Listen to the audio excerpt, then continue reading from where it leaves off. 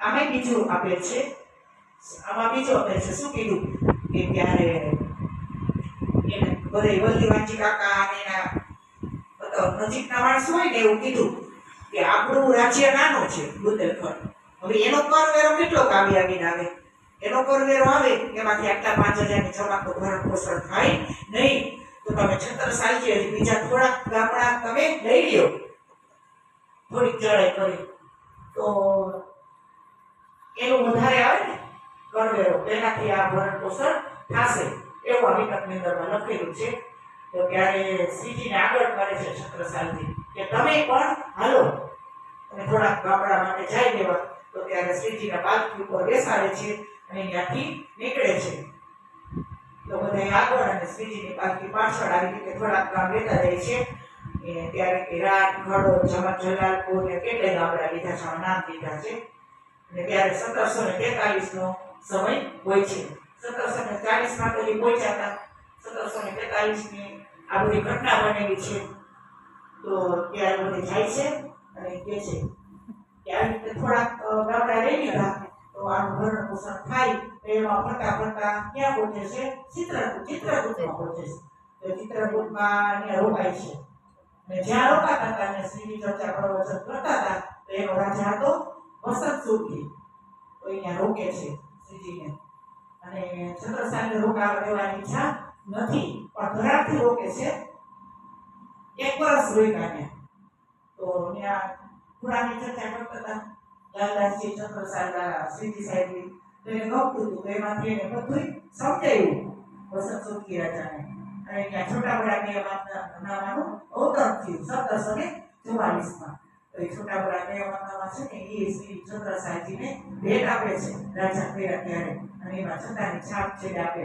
છેલ્લે આપણે બીજા ગ્રંથમાં હોય તો મહામંદી કહે સાથજી, ઇન્દ્રાવતી કહે આહાર. 4 ગ્રંથો ઇન્દ્રાવતી આવે છે. રાસ, પ્રકાશ, ઋતુ, કલશ અને સંગઠન આવ્યા પ્રકૃતિ. ત્યાર પછી મહામંદી આવશે માણીની અંદર. અને છેલ્લે 2 પ્રકરણ આવે ને 2 ગ્રંથ છોટા વડા કયા એમાં 46 માણીની અંદરમાં. તો આવી રીતે 1744 માં ત્યાંથી પાછા બનાવવામાં આવે છે. આ વિકલ્પમાં આવી રીતે છે. અને બીજા વિકલ્પમાં અને આ બનાની બુક છે એની અંદર વાયુ લખેલું છે. આ જેટલા મંદિર છે ને એનો બધે મહિમા લખ્યું. આયા વ્યક્તિ ઘટના થઈ ગયા વ્યક્તિ. તો ત્યારે તો બીજા વિકલ્પમાં બીજો વિષય આવે છે. તો ત્યારે છત્રસાલજીને દુઃખ થાય છે ને તો ત્યારે રાકાજી એને એક તલવાર આપે છે અને ઘોડો મૂકે છે. ઘોડાનું નામ હતું ઘોડા અને તલવારનું નામ જલદત્તા. તો આ 2 વસ્તુ આપી અને શું કહે છે કે છત્રસાલજીને કે જાઓ તમે આ તલવાર અને આ ઘોડો લઈ તમારો ઘોડો જ્યાં જ્યાં આ યુદ્ધમાં ફરશે ને એ જગ્યામાં હીરા નીપજશે. અને આ હીરા નીપજશે ને એમાંથી તમે બધું કરી શકશો. અને આ તલવારથી તમારી પર કોઈ પણ રાજા ચડાઈ કરશે, ગમે એવું યુદ્ધ કરશે એનાથી તમે વિજય થશો. તો આ એક આજનવીસરનો વિકલ્પ છે. આની અંદર આ ઘટના નથી પ્રસાર બતાવેલો, પણ બીજા કેટલા 20 વિકલ્પ છે બીજા વિકલ્પની અંદરમાં છે. તો એવું નથી કે એક વિકલ્પમાં હોય કે બધી વિકલ્પમાં એક સરખું હોય એવું હોય. બધા અમુકના દિલના ભાવ પ્રમાણે હોવી બધી જગ્યાએ એવું આપ્યું છે.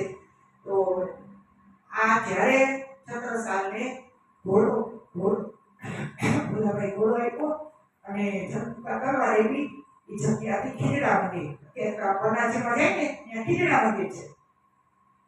ખીજડા મંદિરમાં એના આવ્યા હતા અને કીધું હતું કે જાઓ તમે જ્યાં જ્યાં 7 સુધીમાં તમારો ઘોડો જેટલી જગ્યામાં ફરશે એટલી જગ્યામાં હીરા નીકળશે.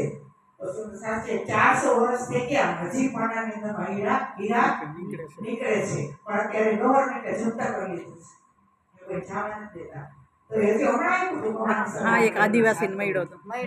હા, એ કિલો કેટલા લાખનો હોય? કંઈક 90 લાખ એમ કંઈક નો. આની પેલા 7-8 વર્ષ પહેલા એક કિલો હજી હીરા નીકળે છે બનાની ધરતીમાં સાક્ષાત શ્રીજીના આશીર્વાદથી. અને છત્રસાલ મહારાજ ભરેલા. તો આપણે કાલે કીધું તમને કે પન્નામાં જાઓ જાવ તો કઈ ભાવનાથી જવાનું કે અહીં તો મારા શ્રીજીએ 10 વર્ષ લીલા કરી છે,